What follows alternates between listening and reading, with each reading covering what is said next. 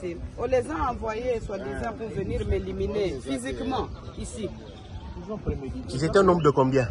Bon, je ne sais pas estimer, ils étaient un nombre de combien, mais ils étaient très nombreux. Les images, les quelques images qui ont été prises vers la fin, quand ils ont commencé à les maîtriser. Mais sinon, ils sont venus très nombreux. Il y a quelques images qui pourront témoigner de cette attaque. Hein. Et ils ont voulu commencer à jeter des cocktails pour d'abord brûler tous les véhicules qui se retrouvent ici à l'extérieur de la parcelle.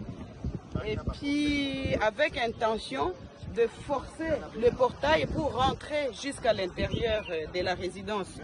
Et en résumé, moi je dirais que tout ceci est la conséquence de la violation du périmètre sécuritaire de la résidence du président honoraire de la République démocratique du Congo, Joseph Kabila Kabange, qui, selon moi et pour moi,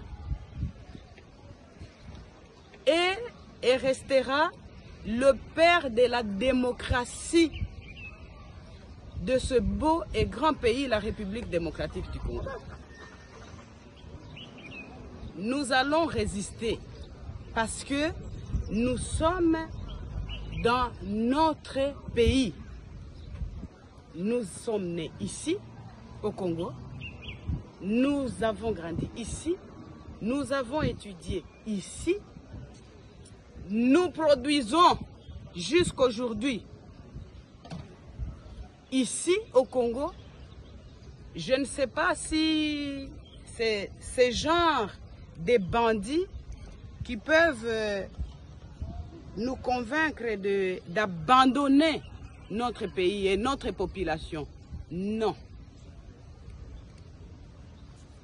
J'interpelle le président de la République actuel. J'interpelle l'ex-ministre de la Défense, M. Jean-Pierre Bemba, qui, selon, entre guillemets, les informations reçues, était à la base de la destruction du périmètre sécuritaire de la résidence du président honoraire de la République démocratique du Congo, juste et seulement pour chercher la voie de passage de ce camion et aller construire sur son chantier qui se trouve à quelques mètres d'ici. Vous voyez maintenant les résultats de ce que vous avez cherché. Vous êtes content. J'en profite pour demander à Dieu, mon Seigneur, et faire les vœux que, mon Dieu, tous ceux qui veulent du mal à mon mari, à sa famille biologique, à ses enfants, sa famille politique et de surcroît au peuple congolais, parce que le président Joseph a beaucoup de gens qui espèrent en lui. Je vous demande, Seigneur, dans votre justice, de vous en occuper, parce que il a mal fait de rendre certains importants. Il a mal fait peut-être de valoriser certaines personnes qui, de leur vie, ne pouvaient jamais imaginer même porter une veste et avoir le respect qu'ils ont aujourd'hui.